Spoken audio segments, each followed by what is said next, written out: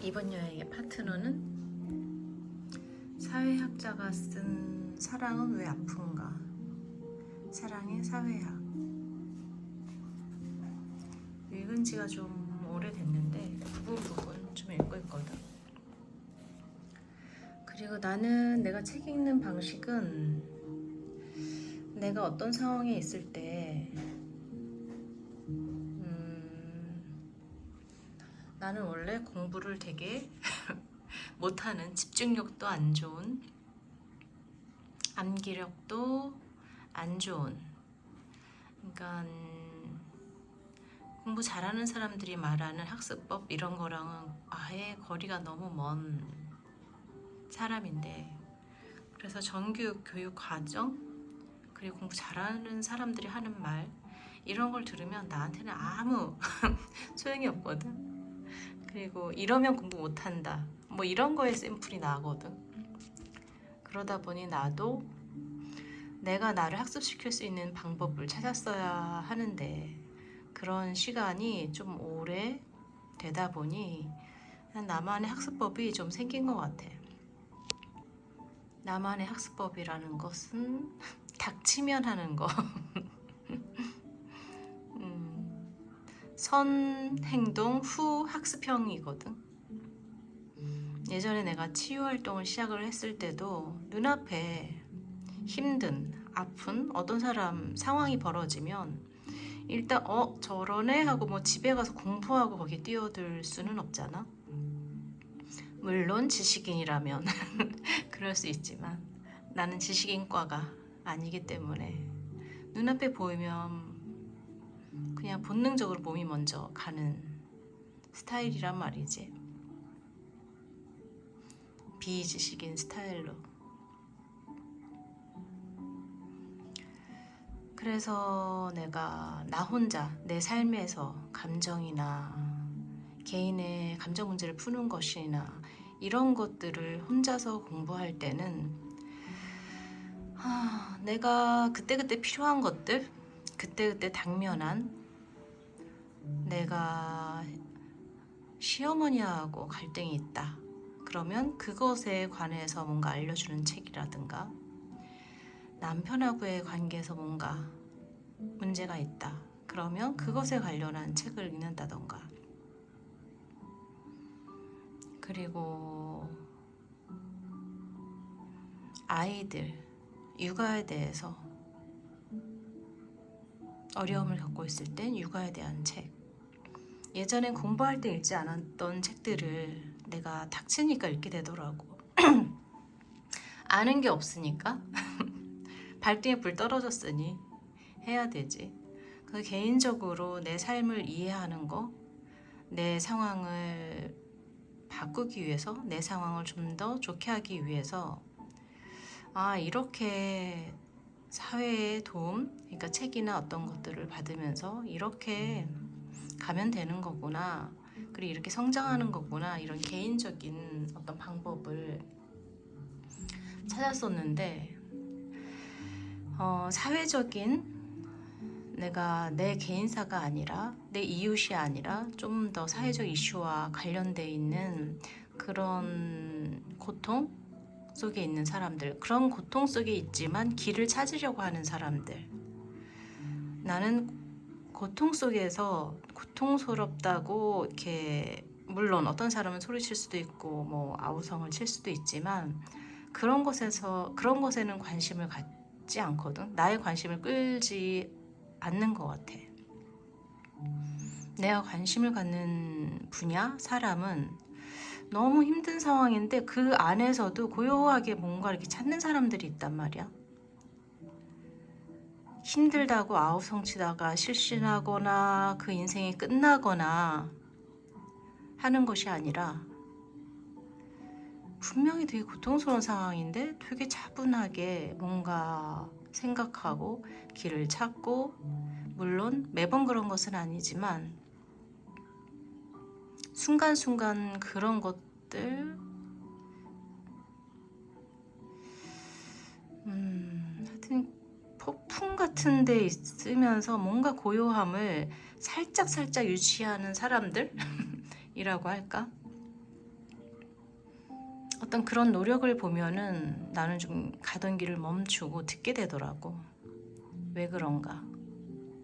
근데 그게 우연히도, 그런 사람들이 우연히도 고통 속에 있는 사람이었기 때문에, 시대적 아픔을 겪고 있는 사람들이었기 때문에 내 주변에서 나를 보는 사람들은 너는 고통스러운 아픔을 지나지 않는구나, 어떤 긍정적으로도 봐주기도 하고, 사회적 평가는 좀 다르기도 했는데, 내 입장에서는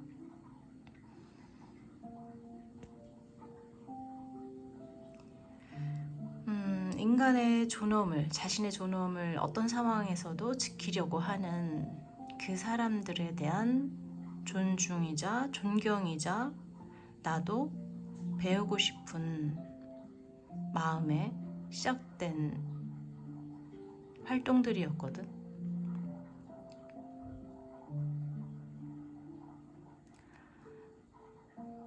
그래서 내 개인적 치유가 사회적 치유로 향하면서 나는 그때부터 좀 입을 다물기 시작한 것 같아.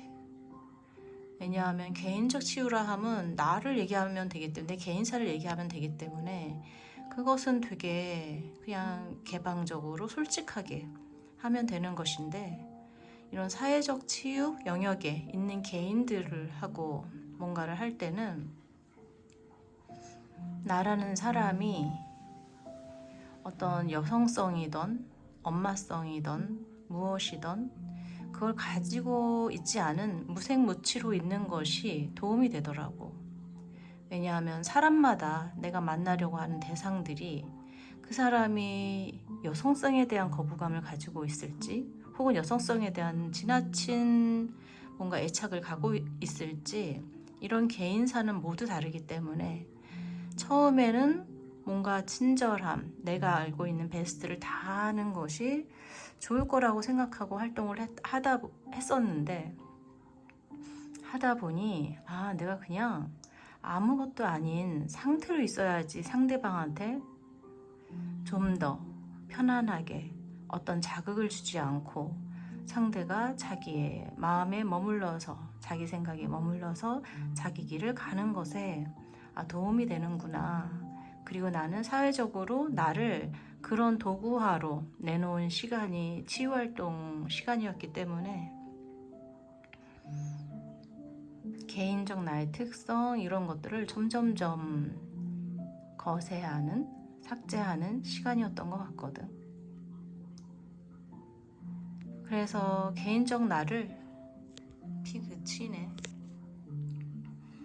개인적 나를 거세해 간다는 거는, 그 과정을 통해서 내가 무엇을 알게 됐냐면, 내가 사회적으로 이런 수많은 어떤 것들을 몸에 담고 있는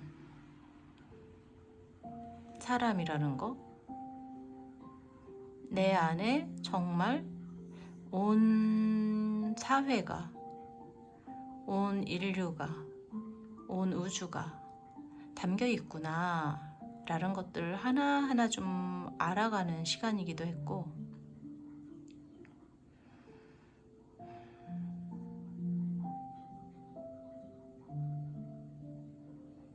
내가 이야기를 듣는, 마주한 사람들도 그런 과정들을 하나하나 겪는 것들을 보는 과정이었거든. 내 마음의 영역 말고 사회적으로 뭔가를 말한다는 것은, 그러니까 가령 내가 어떤 사회적 이슈, 아주 첨예한 사회적 이슈의 당사자를 만난다고 하면 그 사람하고 많은 대화를 나눈단 말이야. 속마음부터 실질적으로 자기가 하려는 행동까지. 근데 그 어떤 것도 사실은 사회적으로 이게 외화? 사회적으로 보여지면 그것이 사회적으로 되게 많은 영향과 여파가 있는 것이기 때문에, 내가 만나는 모든 대상은 그런 사람들이었기 때문에 그렇게 대화를 나누고 뒤돌아서서 그 대화를 하나도 닮지 않고 닮지 않은 상태로 있는 거, 그것이 되게 중요하더라고. 사실은 그게 좀 쉽지 않은 일이거든. 왜냐면 나는 그들하고 같이 활동 안에 있고, 누군가를 대화했을 때 대화를 나를 삭제한 상태에서 상대방이 자기를 들여다볼 수 있는 대화를 하고, 또 그들하고 활동하면서 내가 얻은 그 사람에 대한 어떤 생각이나 정보들이 있을 텐데, 그것을 배제하고 관계를 또 해나간다는 거, 사실은 그게 힘들거든. 왜냐면 뭐 아주 쉽게 저 사람이 라면에 무슨 아니 뭐 고양이에 알러지가 있다는 것을 내가 알게 됐어. 그럼 일상에서 나는 그런 부분을 조금 조심하게 된단 말이지. 그런데 뭐 강아지 알러지야 되게 쉬운 이지만 사람들 안의 관계에 많은 것을 알게 되기 때문에, 사실 관계 속에서 내가 행동하는 것이 정말 투명하지 않으면 나한테 얘기를 했던 사람이 나의 행동에 어떤 오해할 수 있고, 그리고 내가 누군가하고 친하면 그걸 주시하는 사람들, 어떤 대중이 그것을 보고 또 뭔가를 판단할 수 있기 때문에 한 활동하면서는 일부러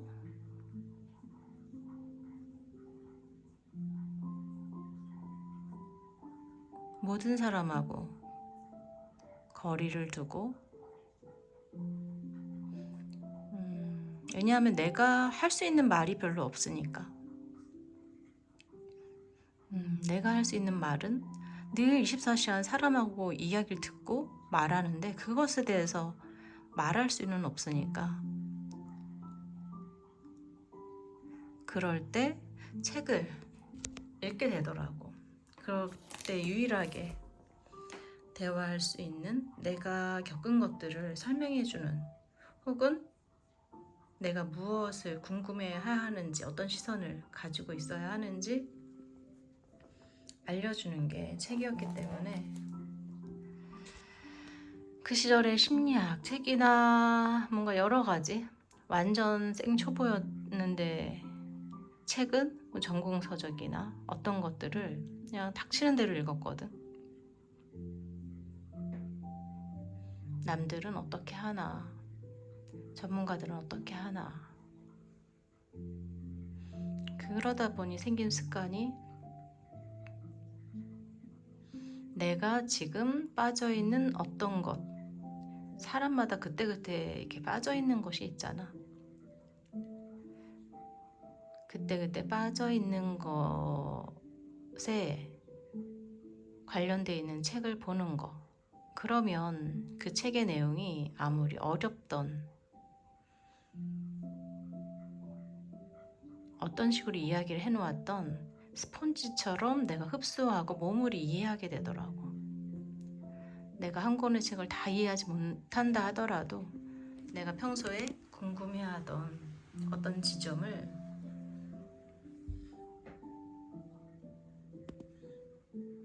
이해할 수 있게 해주더라고. 그리고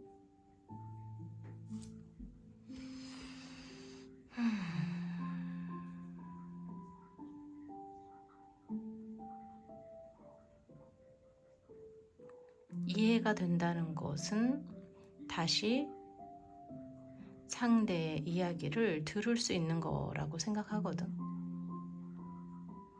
상대의 이야기를 듣는다는 건 나는 사랑이라고 생각을 하고, 그래서 나는 요즘 사랑도 공부가 되어야 가능한 거구나. 사랑도 공부가 필요하구나. 이런 생각을 한단 말이야. 그래서 사랑을 공부하기 시작해서 이 책을 가지고 온 건데,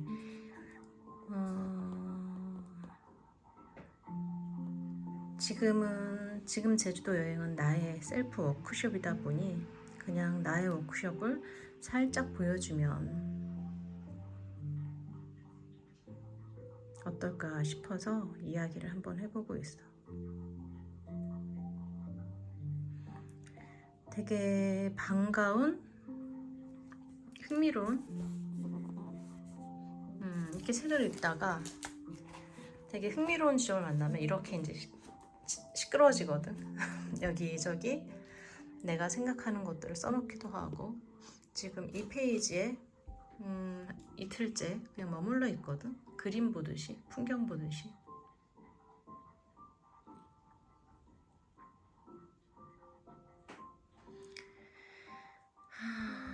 이 페이지에 내가 지금 이걸 찍어서, 동영상을 찍어서 어딘가 유튜브에 올리는 행동을 하잖아. 그리고 내가 지금 생각하는 지점을 잘 설명해 주는 것 같아서 반가워서 이거를 계속 보고 있는데, 여기에 저자는 자존감에 대해서 계속 이제 얘기를 하는데, 한번 읽어볼게. 현대에 들어와서 일어난 근본적 변화 가운데 하나는 사회적 자존감은 사회 관계 안에서 자신을 드러내는 행위로 얻어진다는 사실이다. 우리가 자존감이 중요하다는 얘기를 되게 많이 하잖아. 우리의 불안은 자존감이 없는 데에서 오는 것일 테고, 그럼 그 자존감을 채우려고 할 텐데, 그 자존감을 어디에서 우리 채우려고 하나? 여기에서는 자존감이, 사회적 자존감이 사회 안에서 자기를 드러내는 행위로 얻어진다 라고 얘기를 하더라고. 그래서 나도 이 유튜브를 하는 것도 사회 안에서 날 드러나고 싶은 행위, 그러면서 얻어지는, 이게 팔로워가 많던 적던 이걸 떠나서 나를 자신을 드러내는 행위 자체가 주는 안도감, 어떤 자존감 있다고 생각하기 때문에 이 글귀에 한참 머물게 되더라고. 그리고 요즘에 또 하나의 그 궁금증, 내가 머물러 있는 지점 중에 하나가, 우리가 연애에 대해서 얘기할 때, 우리가 결혼과 연애에 대해서는 많은 이미지, 상 이런 게 있는 것 같거든.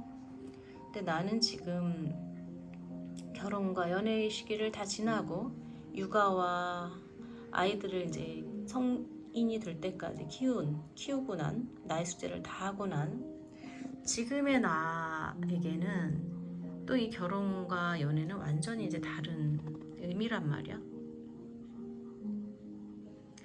그래서 좀 특이한 거는, 요즘 친구들한테 얘기하기도 하고, 지금 연애를 한다고 하면 사람밖에 뭐 볼 게 더 있나?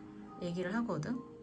그 얘기는 결혼할 때는 뭐 이것저것 따질 것이 너무나 많기도 했지만, 왜냐면 긴 시간 같이 가야 하고 육아도 해야 되고 내가 누군가를 선택하는 게 사회적 지위와 연결되어 있기도 하고, 그런데 지금은 나 하나가 이제 살면서 생을 뭐 마무리하는, 정리하는 이런 시기에 있는 나로서는 그 상대방 사람 하나만 중요한 것 같아.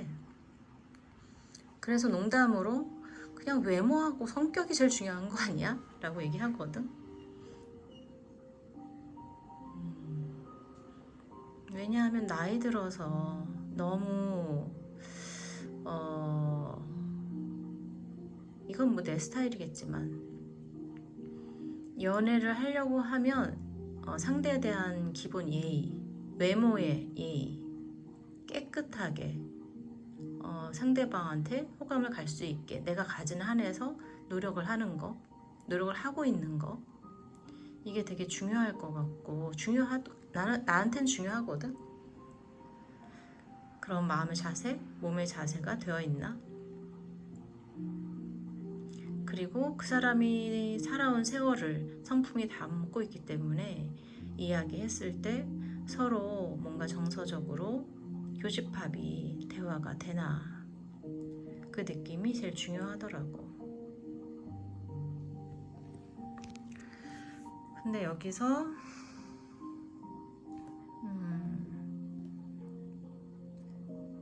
조금 이해가 되기도 하고 슬픈 대목이 있는데, 결혼과 연애는 거의 언제나 사회적이고 경제적인 고려에 바탕을 두기 때문에 낭만적 사랑은 당사자의 사회적 지위를 끌어올리는데 거의 아무런 보탬도 되지 못한다. 그리고 사랑이 사회라는 테두리가 설정한 조건들로부터 떨어져 나왔기 때문에 낭만적 사랑은 자존감을 두고 협상을 벌이는 무대가 되었다.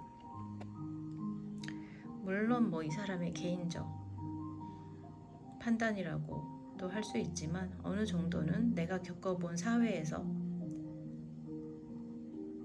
내 나이 또래의 사람들이 20대 사람들이 선택하는 것들을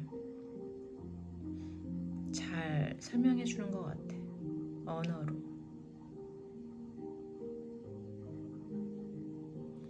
여기서 낭만적 사랑이라고 하는 것은 그야말로 상대를 보는, 사람을 보는 그런 낭만적 사랑을 말할 텐데, 낭만적 사랑이 당사자의 사회적 지위를 끌어올리는데 거의 아무런 보탬도 되지 못하기 때문에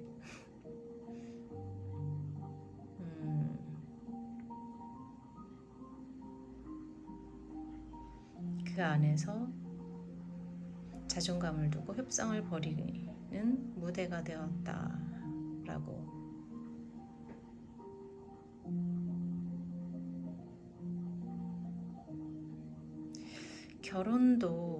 결혼은 사회적 지위를 끌어올리는데 그 도구로 쓴 것 같은데, 연애도 사회적 지위를 끌어올리는데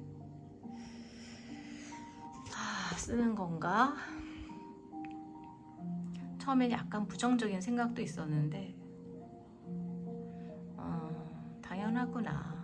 사회적 지위라는 말의 단어의 언어의 그 한계를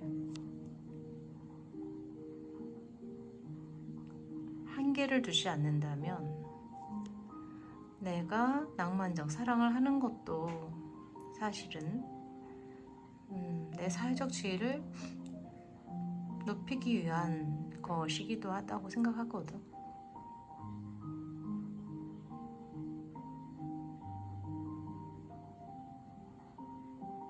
아름다운 사람 옆에 있는 것도 나의 사회적 지위를 높여주고, 마음이 아름다운 사람하고 있는 것도 나의 사회적 지위를 높여주고,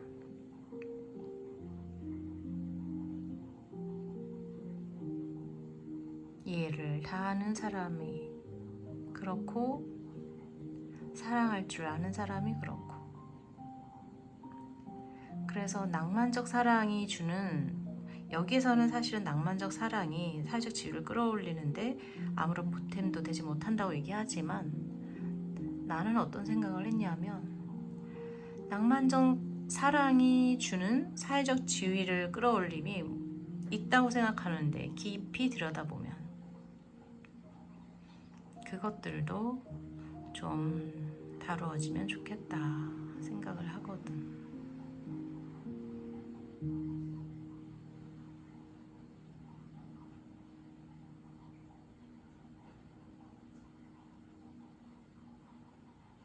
내가 누구하고 있는가는 내 영혼이 어디에 있는가? 있을 수 있는가 이잖아. 내 영혼이 어디에 있을 수 있는가. 이건 사회적 지위가 아니라 개인적 지위라고 해야 하나?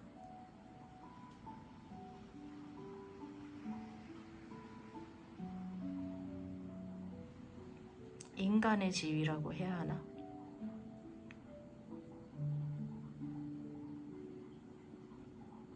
이런 사회적 지위라는 단어로 나의 사랑을, 지난 나의 선택들을 돌아보는 것도 의미 있다라는 생각을 하기도 하고, 그럼 나는 어떤 선택을 계속 해나가고 있나? 나의 지향은 무엇인가? 라는 생각을 하다 보니, 인간의 지위를 끌어올려주는 것, 인간의 지위를 끌어올려주는 연애를, 대상을 나는 계속 선택하고 있구나 라는 생각을 하게 되네.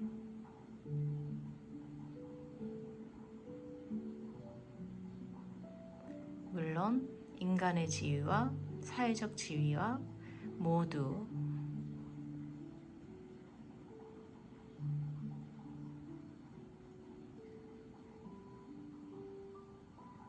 끌어올려지면 그게 제일 좋은 거겠지.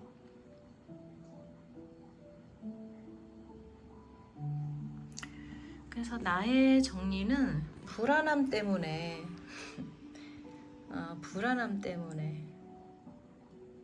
이 불안함, 사회적 불안함에서 오는 세계화 속에서 개인이 그 모든 불안함은 모른다는 것에서 오는 거라고 생각하거든. 온 세상 속에 서 있는 개인이 그 불안함이 있는 것은 당연하다고 생각해. 그래서 그 불안함은 모름에서 오는 불안함인데, 세계화의 상황에서 모름의 증가는 많아지고 불안함도 그럼 증가할 수밖에 없고, 불안함의 세부 원인을 좀 알 필요가 있는데, 몸의 불안함과 마음의 불안을 좀 따로 떼어서 볼 필요도 있고, 몸의 불안함을 좀 몸의 안정성을 회복해 주는 거, 마음의 불안, 마음의 안정성을 회복해 주는 거 필요하고, 몸의 안정성이라는 건 외적 상황을 세팅해 주는 거, 내 몸이 처한 상황, 내 주변 상황을 안전하게 불안하지 않게 세팅해 주는 거, 마음의 안정성은 내가 이런 상태에 있다는 걸 계속 깨달아가는 거.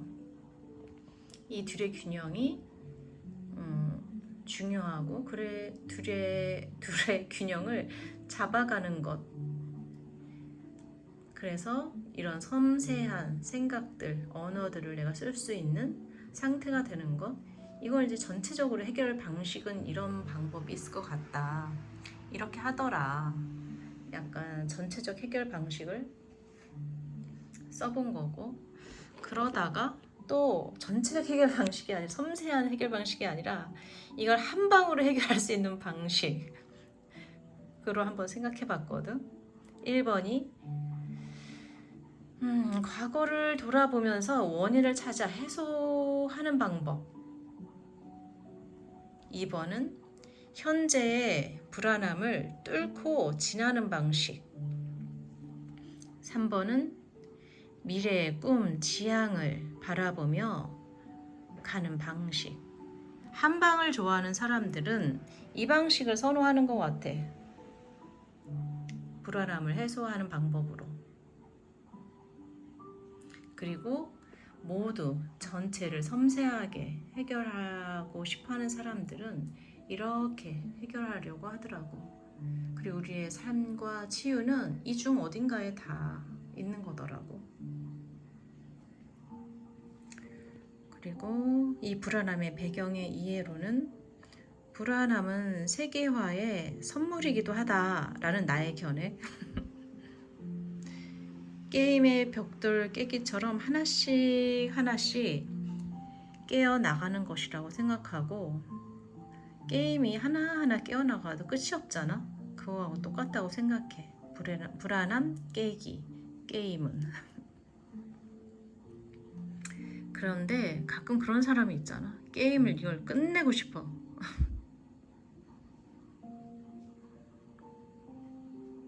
그거는 개인의 깨달음 영역이 아닐까. 그래서 이 불안함을 선물로 받을 것인가, 재앙으로 받을 것인가, 이것은 오롯이 나의 선택이다. 이런 생각들을 하면서 좀 정리를 하고 있는 아침이야. 언젠가는 정리가 좀 잘 되겠지? 그리고 정리가 안 된다 하더라도 그냥 이 시간에 머문 것으로도 나는 의미가 있다고 생각하거든.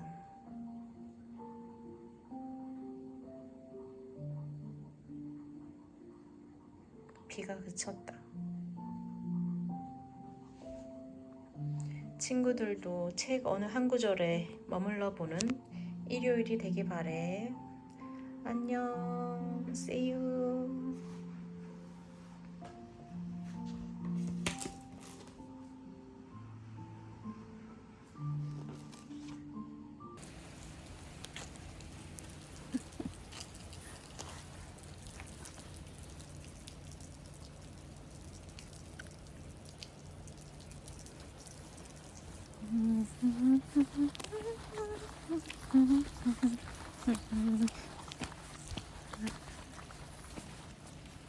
짠.